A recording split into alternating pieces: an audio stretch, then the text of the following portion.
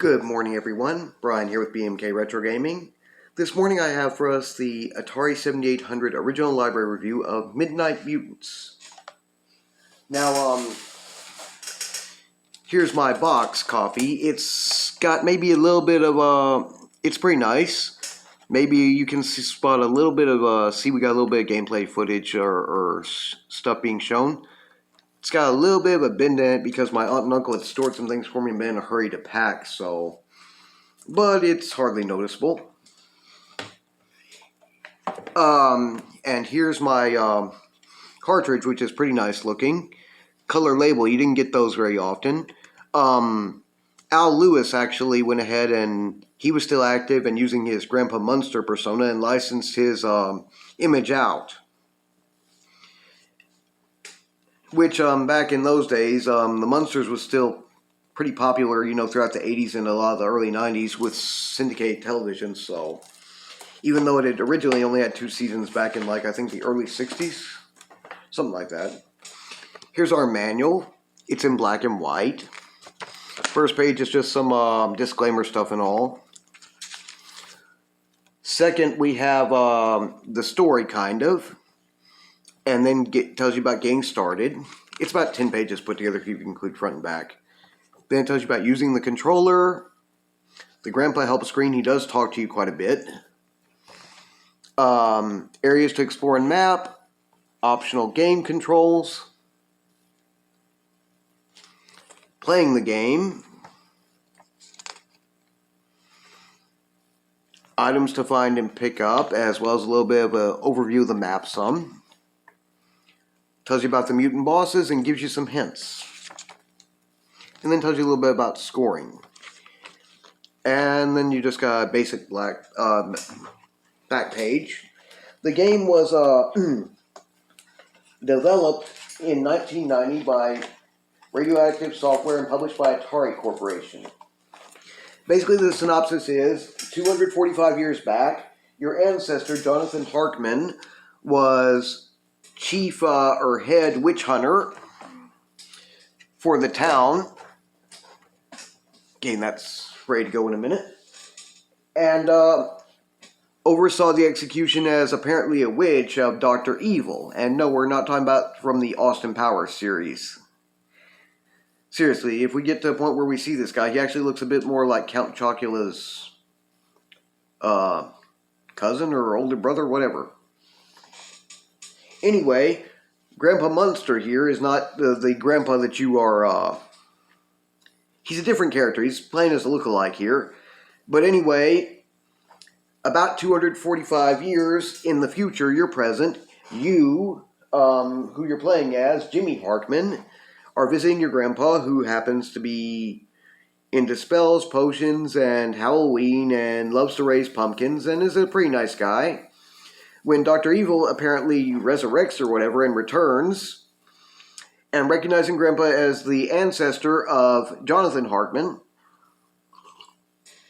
imprisons him inside of a pumpkin as a form of revenge, and you have to go through the town being infested with monsters and all, trying to rescue him and free him, while facing down Dr. Evil and his monsters, and the game has like 3 boss fights. As a matter of fact, I have not quite finished the game before. I have not quite, and it's kind of, you know, it's been compared to something like The Legend of Zelda or such, as it's a big enough game with enough of a world map, menu screen with items and everything, you know. You pretty much would need a game guide or something to get through it all. Fortunately, I know the game, even though I haven't beaten it before, and it can be completed in around 40 minutes or less. My phone, on the other hand, its camera only records for about 30 minutes before it would be split into a second video. So I'm not sure if this won't end up being a 2-part or not, but we're going to fire this up and see what happens. Anyway, I'm going to go ahead and get set up with the Atari 7800, and we'll take a look into the gameplay. Okay, so here we go. This is basically our opening screen and all.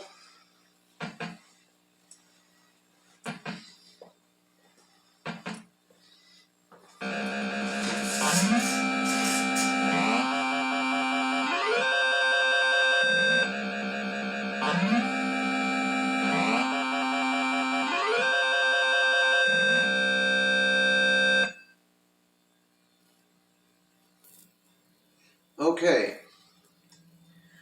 Now I'm actually playing this with that, with the, hang on. With the, gamepad controller I bought from Retro Game Boys.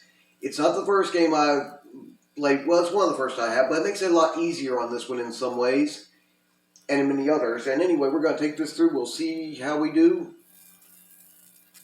You could go with the joystick because it's not very different. Basically, button A pulls up Grandpa's giving you some help and advice, which he talks a lot. And B lets you use items you've equipped. Oh, and A also does basically, that pulls up your inventory along with it. First you go up here. You need to go into the mansion at least briefly.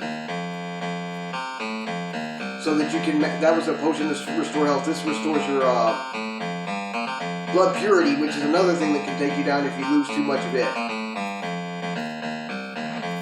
Anyway, go into the mansion real quick to get your first essential item. Bats are one thing that will take down both your blood purity and a little bit of health, so you want to watch out for them.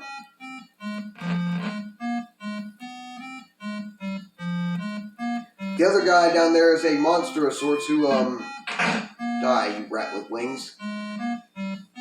Zombie-type monster, and, they're much more dangerous, but not much you can do with them. Getting the knife is your first essential minor weapon, but beyond killing bats and minor self-defense, it's not going to kill much for you.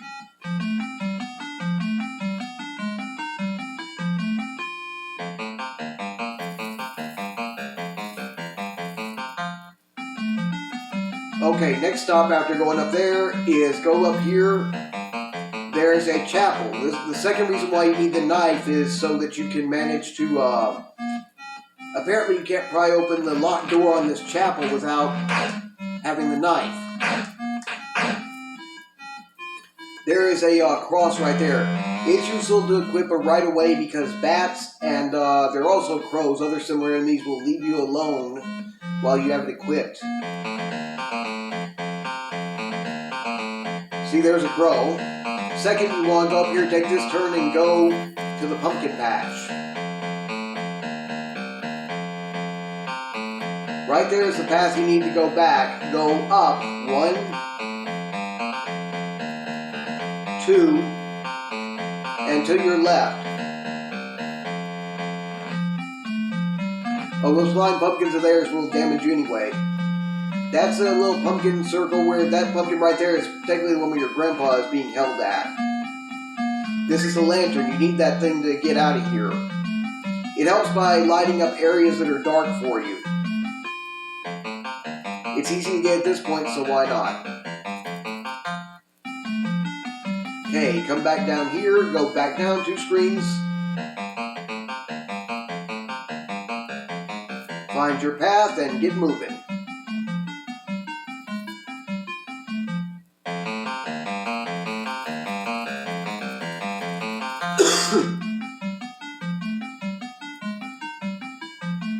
This next path here takes us down to a cliffs area, which can be just a bit tricky if you don't know what to do with it. Dadgum. Usually those guys aren't right there like that.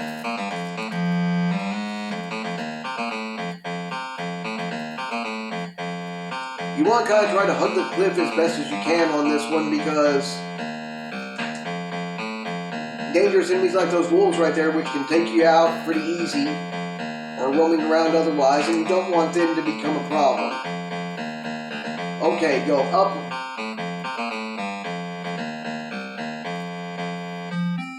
I believe it's 2 screens at first.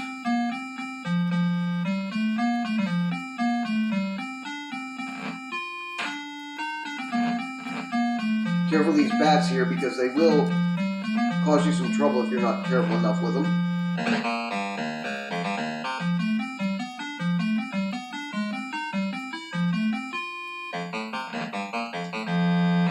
Need to use that health potion I picked up earlier. Okay. Apparently missed on one thing I should have done a second ago. Not a big deal.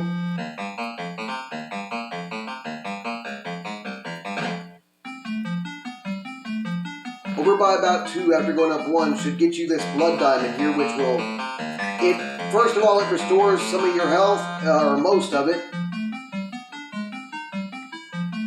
And then it's able to, it extends your life bar by a bit, so. Wrong way. Try to avoid those guys, though it's not always so easy to do.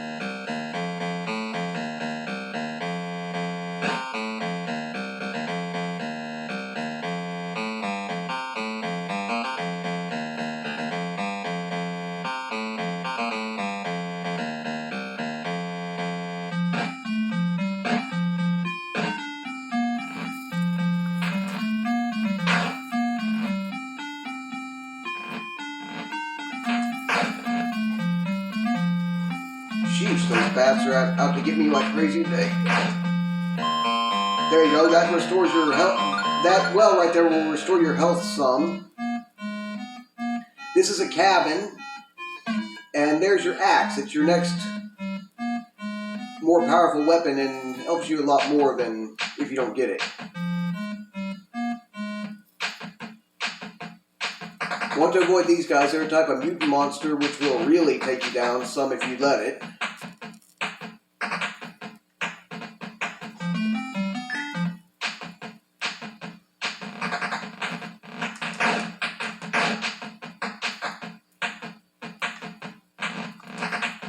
Damn it, come on.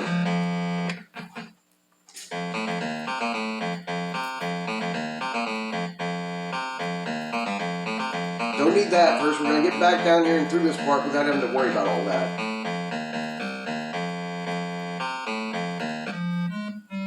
I swear, I know how to play this dadgum game, but for some reason it's being a pain in the neck this morning.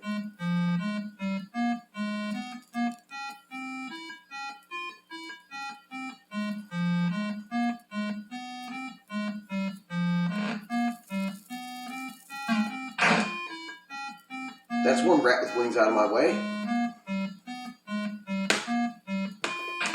And there's 2. Don't you dare.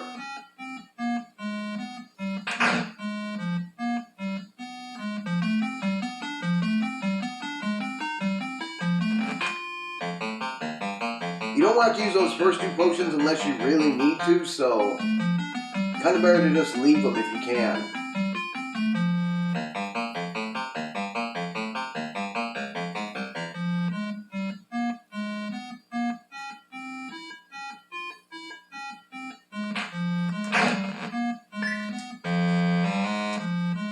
There we go, and there's the cross active, so they aren't going to be able to pester me with that anymore.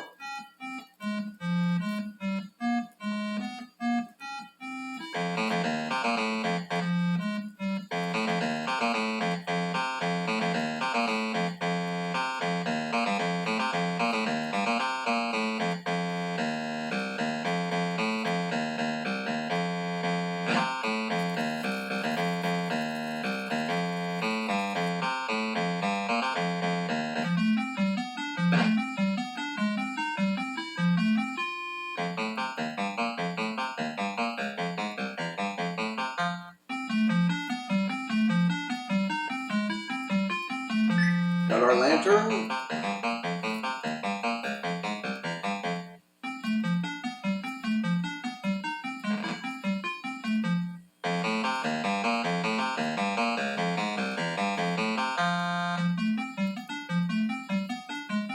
There's the path out.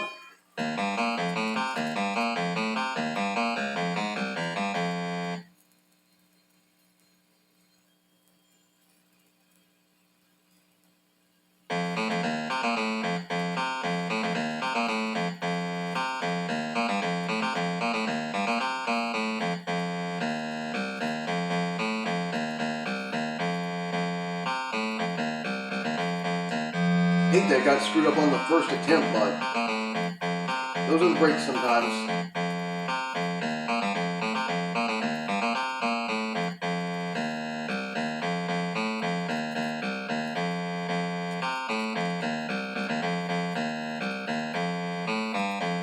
Two up.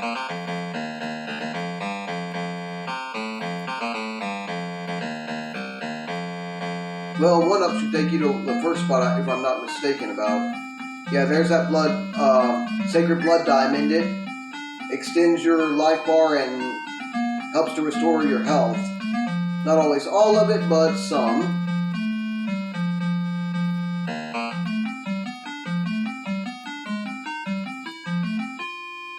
Take your next left up here.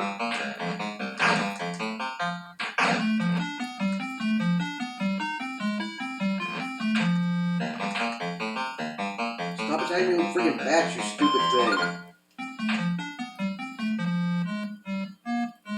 Not doing this review for this daggum long, for one thing. One bat down. As it should be. These guys are some type of mutant experiment thing, and they are definitely not something you want to run into too much. Or their little pumpkins there.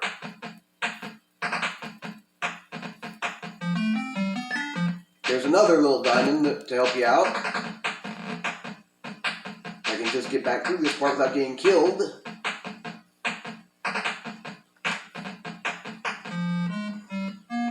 Okay. Stop at the well and restore your health up again.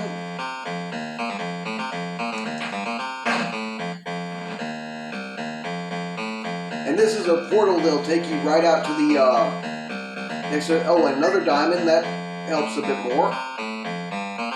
Okay, next part here. Oh, shoot, those crows, I forgot. They're just like that, so drain your blood purity as well as some of your health if you're not careful. Another diamond here to get. That's useful. Whoa, whoa, whoa. Almost forgot. And watch out for this guy. This zombie right here is pretty tough.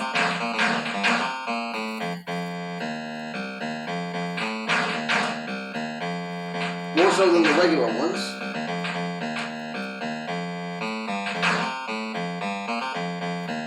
Okay, there's that.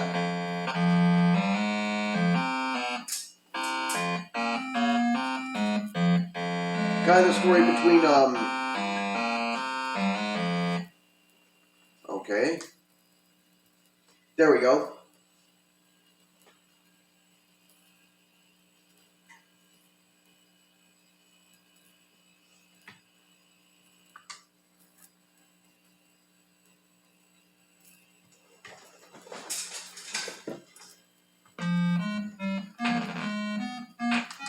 Almost forgot about those guys. That's another health potion for you. Kind of have to keep axing here because, hang on, I need a quick bathroom break. I'll be right back.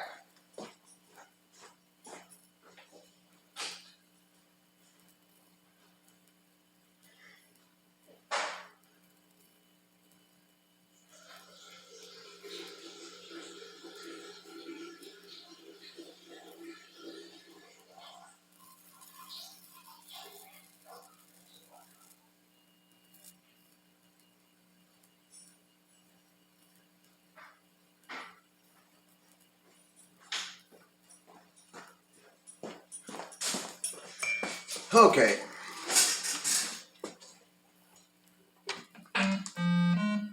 Don't mind the bat too much. This is Simon, a giant ram's head who he was just being talked about. He's your first boss level fight.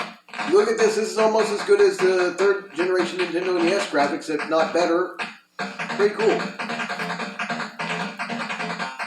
Fortunately, he does not take away from your blood purity any, so don't really have to worry about that with him.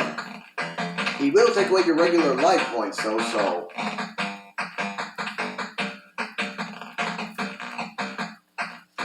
That little spot on the top of his head is where you want to be aiming if you're going to beat him. That's his vulnerable spot. Each one of these few boss fights that you have, each enemy has at least one weak spot.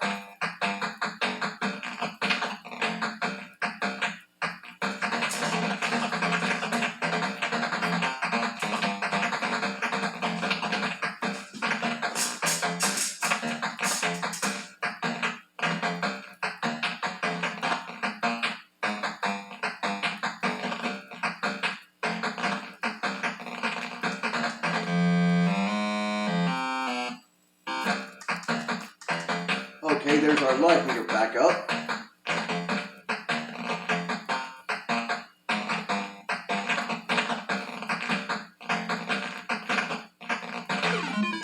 There we go, scratch one go.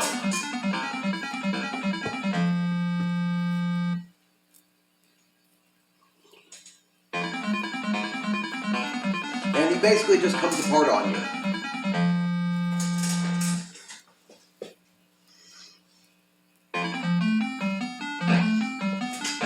Whoa, whoa, whoa, whoa, whoa. Almost forgot.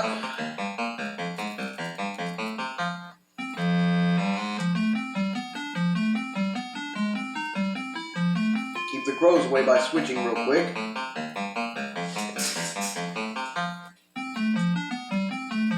Okay, now we head this way again.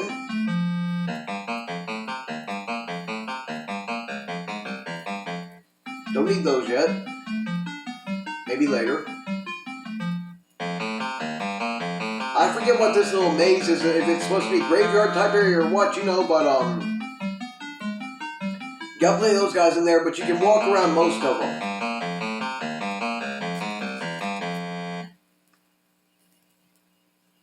See, the thing is, you have another Sacred Diamond here to collect. You want to keep doing that. They're optional, but it keeps extending your main health meter some, so why not?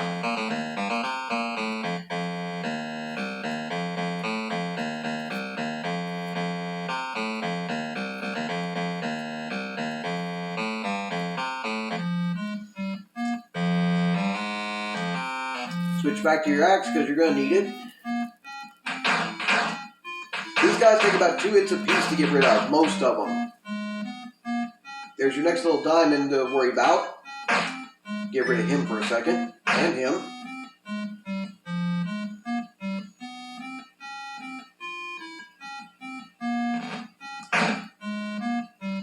Next you want to go upstairs. There's a couple things you need to collect, a few things you need to collect here. Not all super important, but worth it. Okay, you defeat the enemies here, and you get awarded with yet another of these, and more life meter.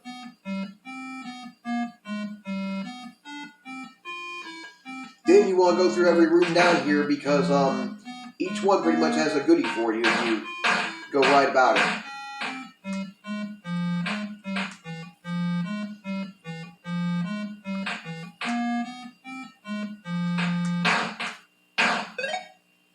One more.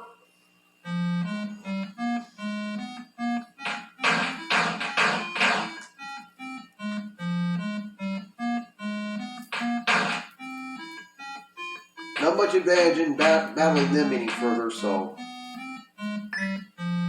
This is one of those I was telling you about. This zombie guy right here is pretty dang tough.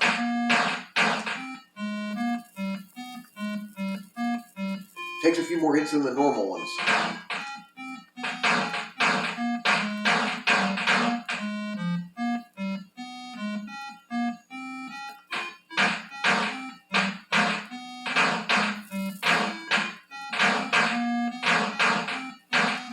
You can avoid these guys, or if you really want to rack up your score, just keep chopping away at them as you go along.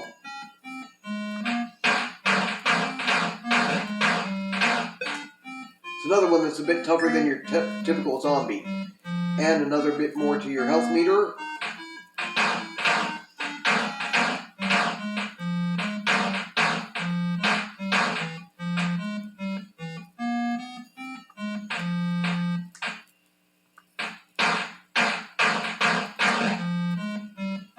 These two are a bit more of a pain in the neck. Ones that do like that, they tend to be a bit more, they're a bit tougher. There we go, another blood purity potion if you need it. Which you just may after a while. Zombie dancing on a table, something Gramps was kind of telling you about some. Isn't always on the table, of course, but you know. There's a key you need to get to in one of your next areas.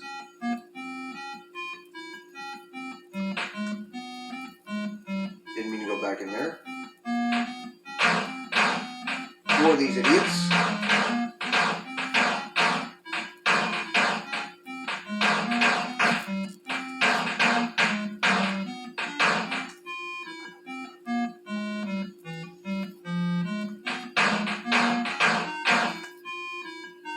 That's the end of him.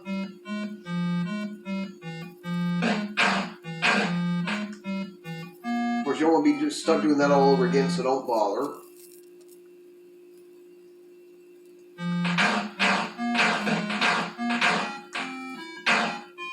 For the heck of it.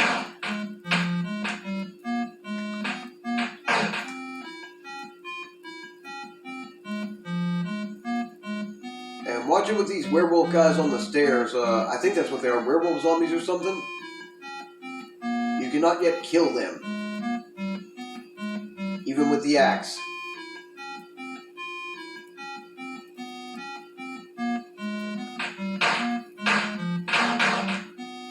There's also this kind of kitchen area up here, or little library up here to explore, but there doesn't appear to be anything to this, so.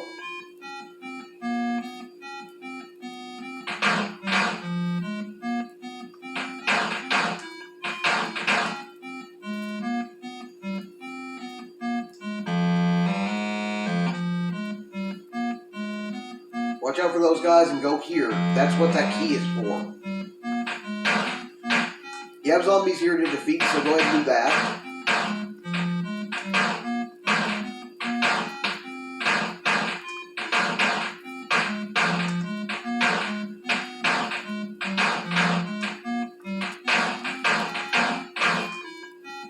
And watch these things. You will get electrocuted if you run into it.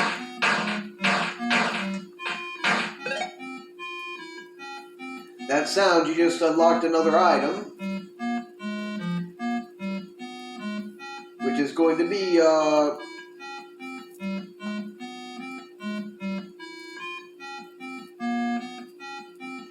is the first blaster, which is something you're going to technically need.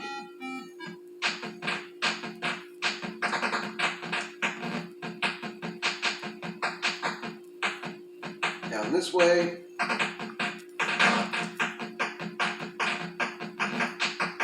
Avoid them if you can.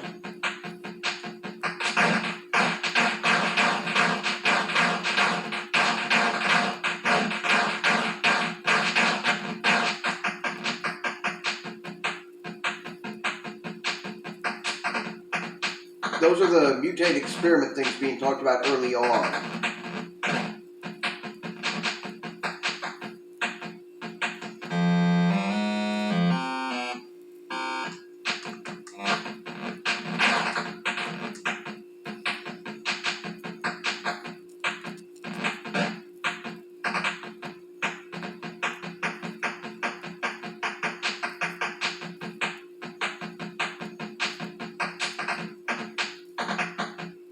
Damn, I'm taking a wrong turn here or something.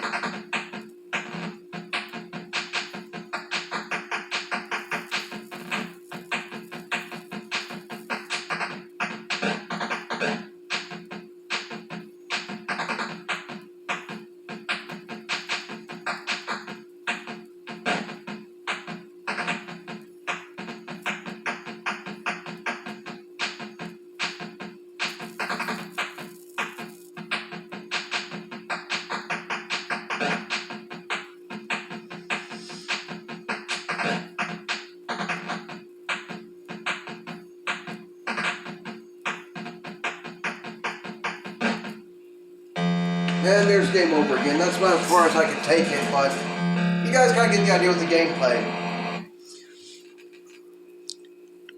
by now. Okay, so that was Midnight Mutants, 1990 game for original library game for the Atari 7800. It's pretty good. Sorry I couldn't get much past the first boss fight and gain the first blaster. I've gotten to the point of getting the second blaster, the necklace and all, but you know.